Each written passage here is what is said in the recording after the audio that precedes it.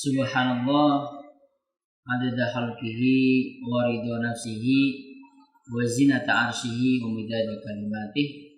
Assalamualaikum warahmatullahi wabarakatuh. Alhamdulillah wassalatu wassalamu ala rasulillah, amma ba'du. Ikhwati yang dimuliakan oleh Allah Subhanahu wa taala dimanapun antum berada, kita bersyukur kepada Allah Subhanahu wa taala dapat kembali melanjutkan kajian kitab kita, yaitu kitab Syarhul Adabil Asyarah karya Syekh Shalih bin Abdullah bin Hamad Al-Utsaimin.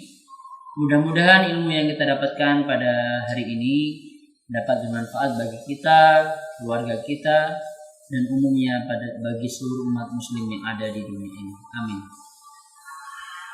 Sebelumnya kita telah membahas adab yang pertama dan yang kedua, yaitu tentang salam, kemudian meminta izin. Maka pada hari ini kita lanjut kepada adab yang ketiga.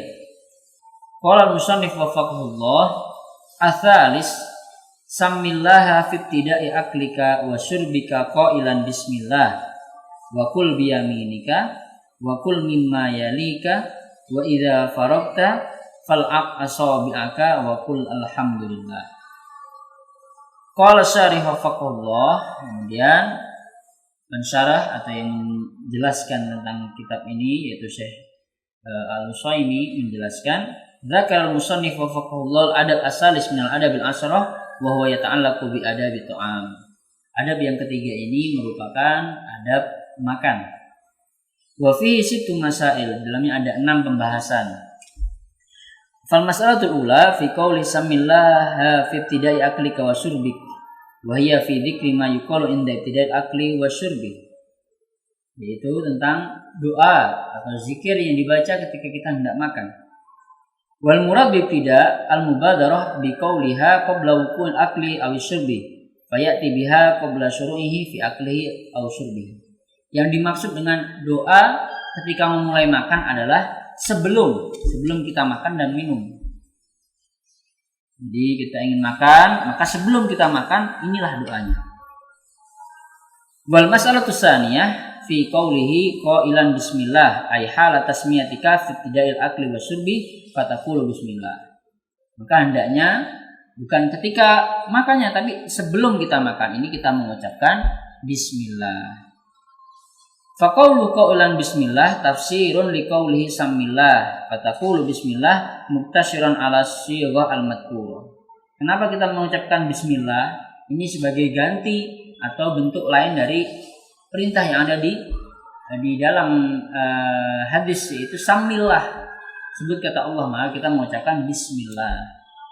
Li'annaha intisalul amrin nabawi fi hadis Umar bin Abi Salamah radhiyallahu anhu al-muharraj fi sahih anna Nabi sallallahu alaihi wasallam qala lahu ya gulam samillaha wa kul bi yaminika wa kul mimma yalik. Sebagaimana di dalam hadis kul bi yaminik, nah, samillah itu sebutlah nama Allah. Fa qaulu sallallahu alaihi wasallam samillah ay kul bismillah, maka tadi samillah itu dengan kata lain bismillah.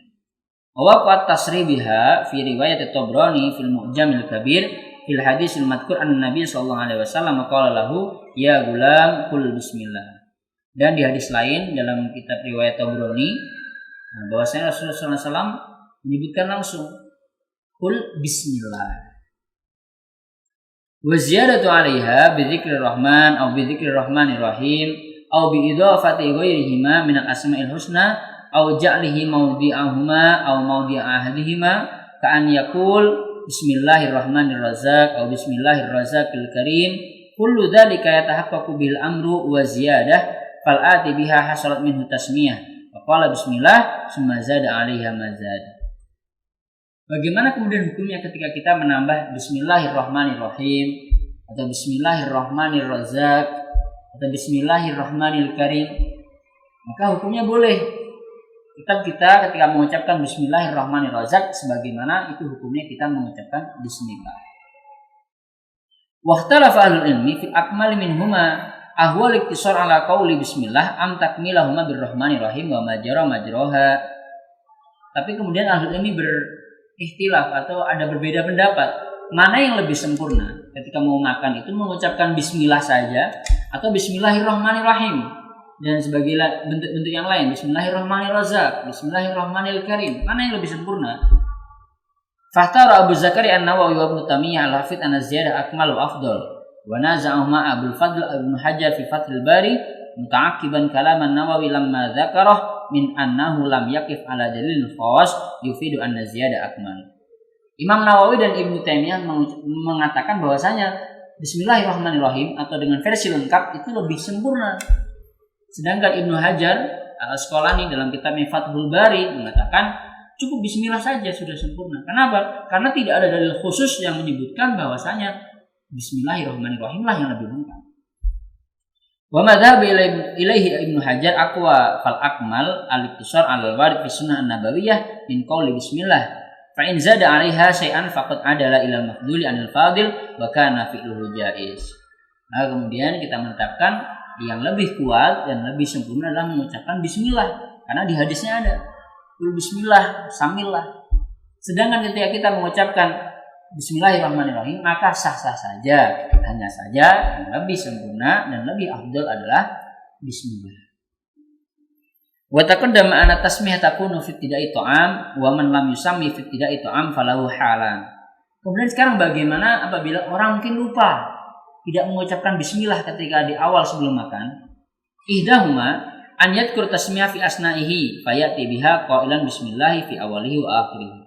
Kalau dia ingatnya ketika sedang makan, maka dia mengucapkan doa bismillah fi awalihi wa akhirih. Wal ukhra alla yadhkuruha illa ba'da faraghihi min ta'amihi fala yusra lahu litiyani biha.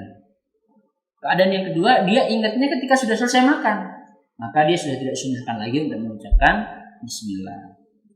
Wal mas'alatu salisatu fi qawlihi wa qul bi yaminika fabihi bayanun alatul akli minal insan wa hiya yadul yumna.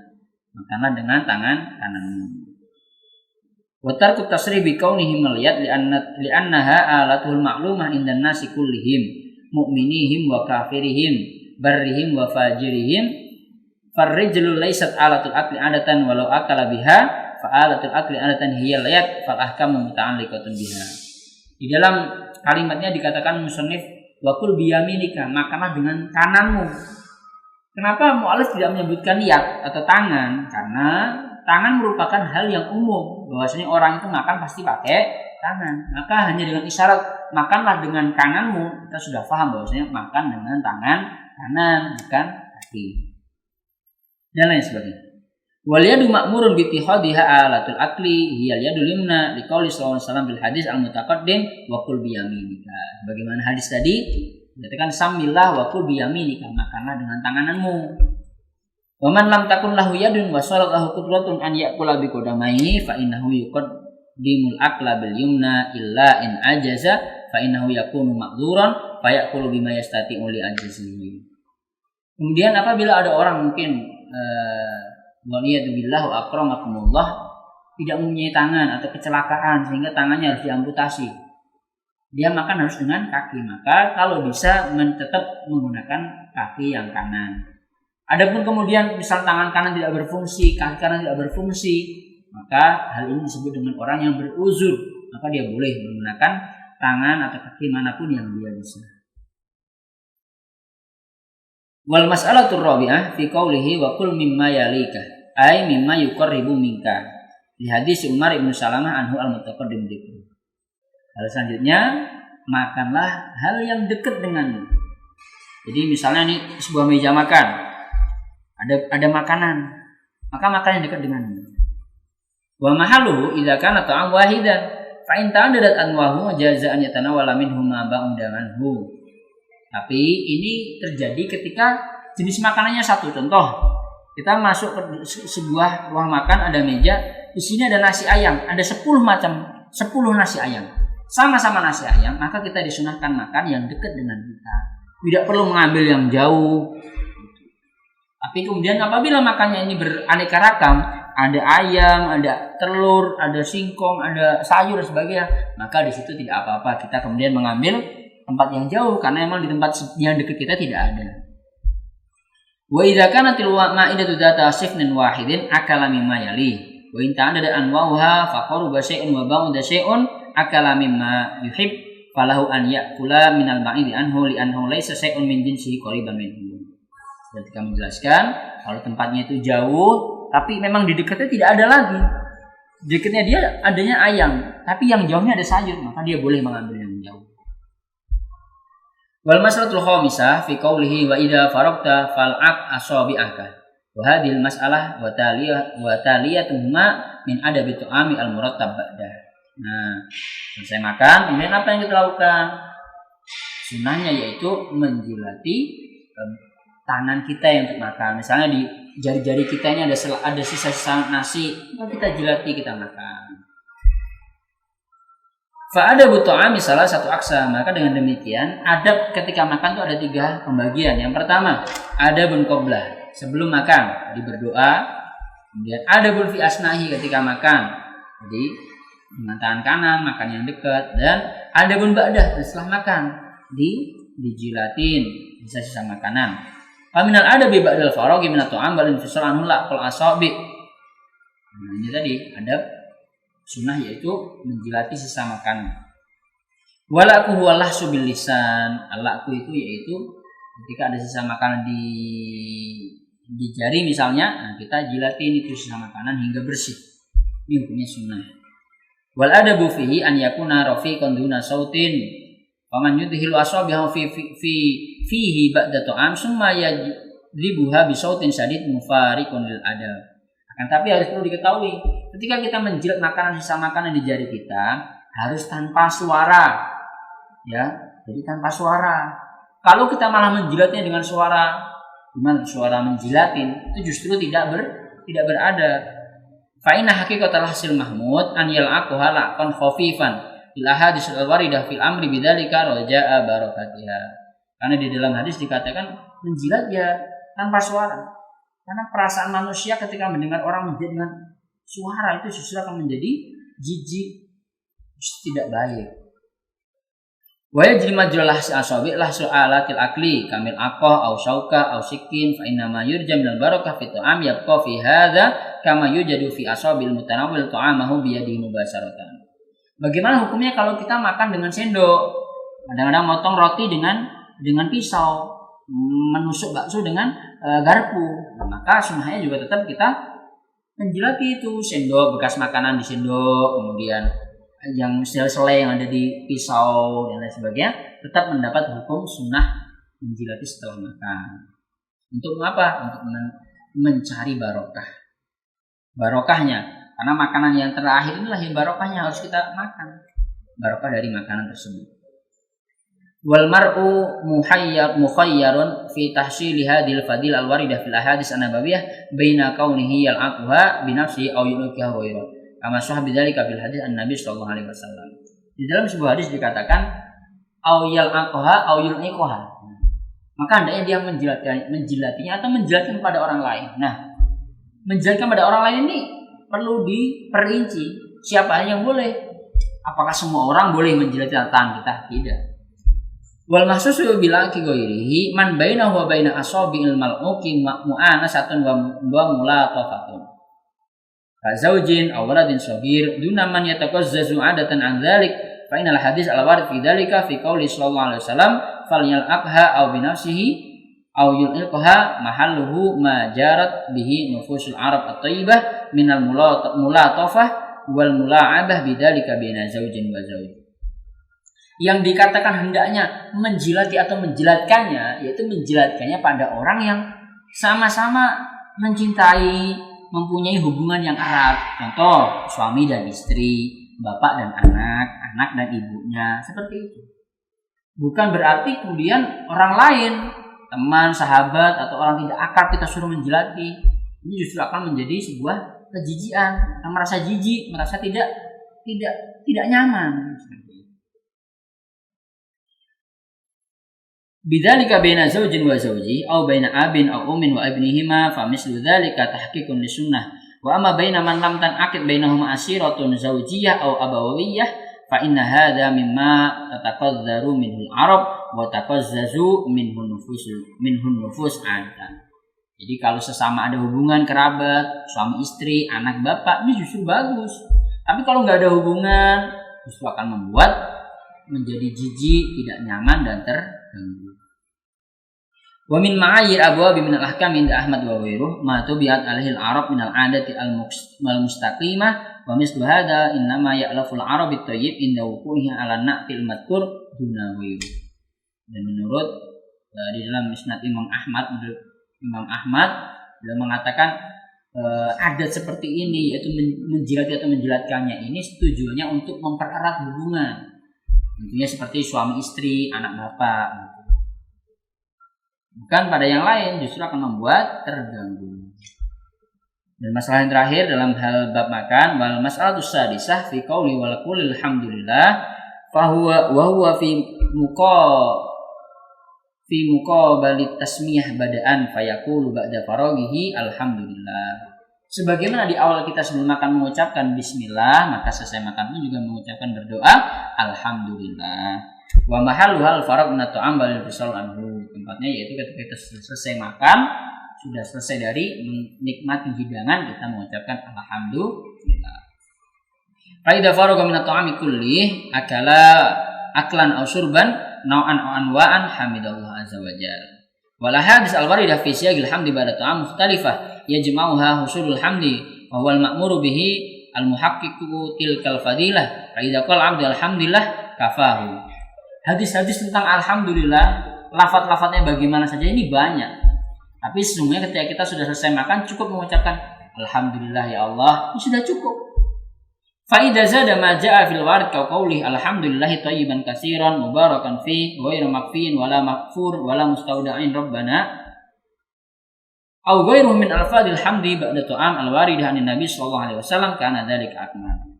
Kemudian apabila kita mungkin, masa cuma alhamdulillah, saya pengen seperti di hadis alhamdulillahi thayyiban katsiran dan akhir, maka hukumnya menjadi lebih lengkap, lebih sempurna. Jadi kebalikan seperti bismillah, ketika bismillah itu lebih baik bismillah saja tanpa ar-rahmanir-rahim, tapi ketika di alhamdulillah lebih baik justru panjang alhamdulillahi thayyiban katsiran mubarakan fihi hingga akhir. Ihwati rahimani wa rahimakumullah, kita lanjut kepada adab yang keempat, yaitu ar-rabi' qala musannif hafaqallah ar-rabi' takallam bi tayyibil qawli fi khairin wahfid sautaka mutamahhilan fi hadisik wa ansit liman kallamaka muqbilan alaih wa la tuqati'hu wa la tataqaddam baina yadayil akbar bil kalam. Berbicaralah dengan perkataan yang baik dan pelankanlah suaramu dan berbicaralah secara perlahan dan dengarkanlah apabila ada orang yang berbicara denganmu dengan perhatian yang baik, juga menghadap kepada orangnya. Wala tuqati'u, dan janganlah engkau memotong perkataan orang lain, dan janganlah engkau mendahulukan dalam berbicara ini orang yang lebih kecil daripada orang yang lebih besar.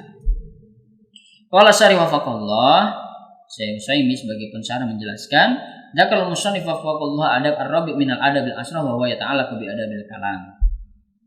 Jadi yang keempat ini kita akan membahas tentang adab berbicara.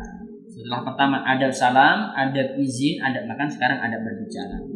Wa fihi sab'u masail, di sini ada 7 pembahasan.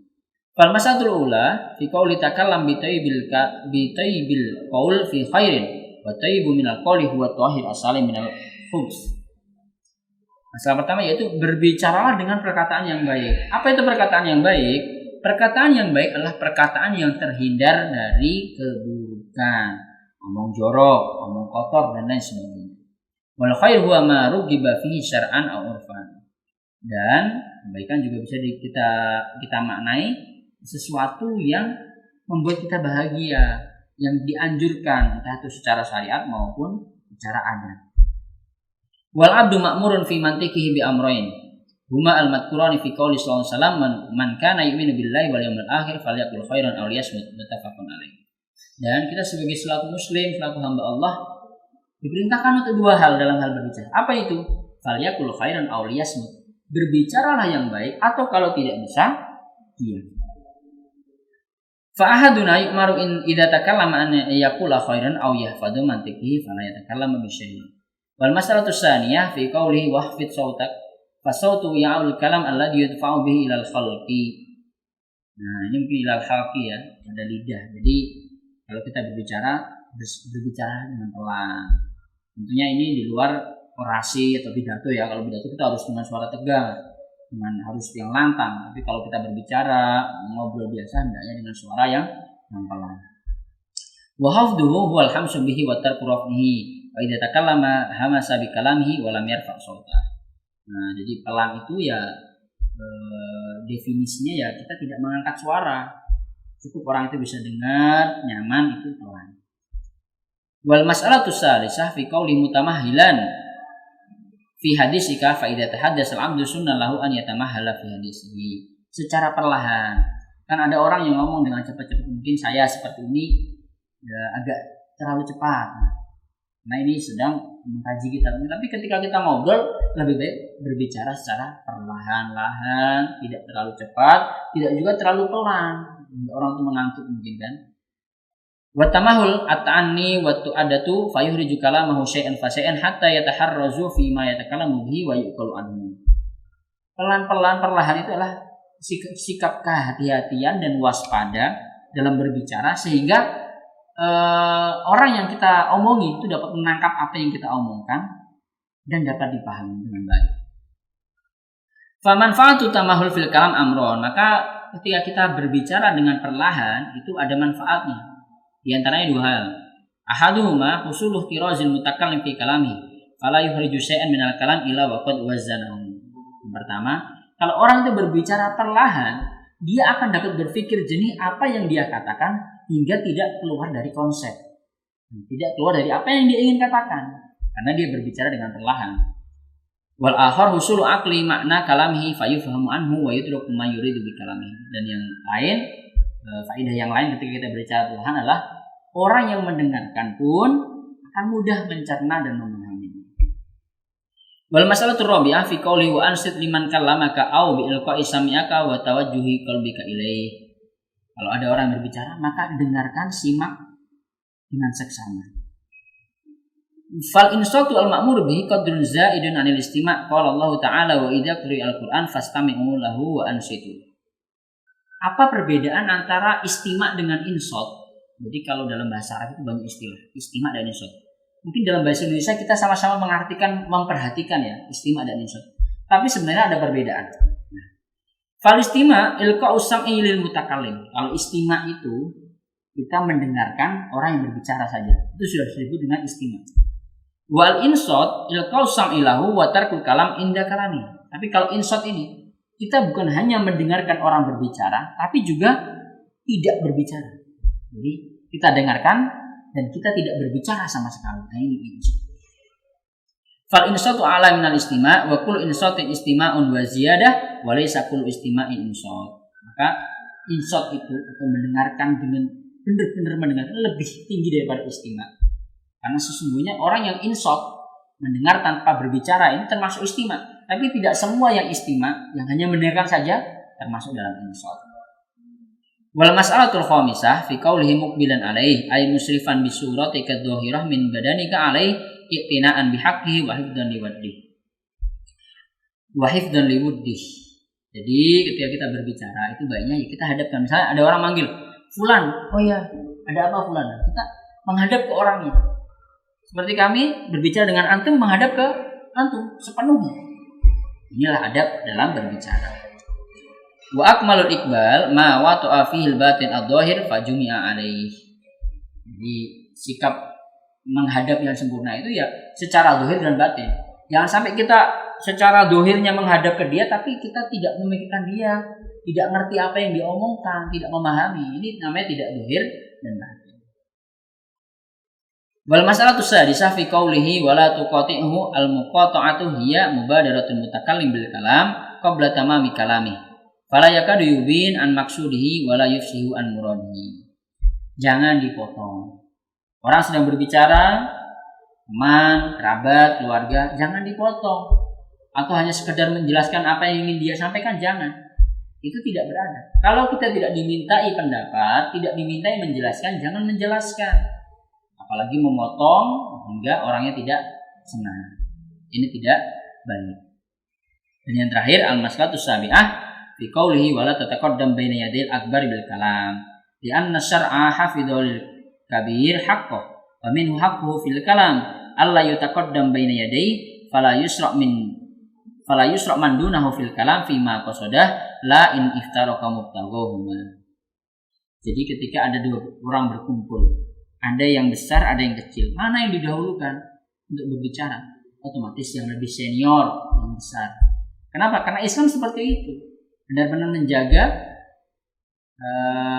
kalau bahasa kita senioritas. Jadi ketika kita ada orang besar di antara kita dahulukan, silahkan bapak duluan berbicara. Itulah adab yang baik. Wal akbar huwa al mutaqaddim fil kubur ala ghairi. Jadi lebih besar itu sebenarnya dalam istilah bahasa adalah orang yang lebih besar dari kita. Wal kubur nau'ani, akan tetapi senior atau lebih besar di sini ada dua klasifikasi. Ahaduhuma kubrul aqdar kari'asah wal ilm wa ghairihi. Yaitu besar secara derajat atau status seperti ketua, pemimpin, ulama, alim, dai, itu lebih besar daripada orang biasa. Dan yang kedua, kubru a'mar mimman yasbiqu bisini. Yang kedua, lebih besar atau lebih senior secara umur, ayah, kakek, nenek dan sebagainya.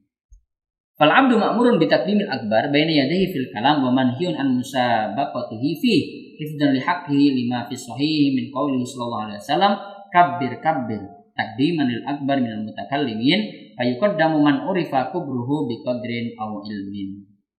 Nah, dalam Islam kita disuruh menghormati orang lebih senior, entah itu senior umurnya atau senior derajatnya, pangkatnya, kita tetap harus menghormati sebagaimana Rasulullah SAW mengisyaratkan di dalam hadisnya kabir. Wa min hadzal bab yazrutul bil ilmi anil kalami baina yaday ulama fa innal ma'muru bihi syar'an waqlul kalami ilaihim fa huwa haqqun sabitan lahum bi tariqi syar'i wa multamisul ilmi ma'murun bi an yastaghni bihi. Ini intinya. Jadi dari ini semua kita sebagai thalibul ilm, orang yang sedang belajar, maka kita harus benar-benar menghargai orang yang lebih tua. Dalam hal ini kita thalibul ilm terhadap ulama, orang lebih senior dari kita. Kita hargai mereka, kenapa? Karena mereka lah yang setiap hari fokus dengan ilmu, membahas tentang ilmu pengetahuan, ilmu agama. Li'anna limamahum masyghulatun bil kalami bayanan anis syar'i. Mereka itu sibuk dengan menjelaskan tentang ilmu agama. Nah, siapa kita kalau kita ingin memotong perkataan mereka, menyanggah mereka, bahkan menyalah-nyalahkan para ulama dengan santai.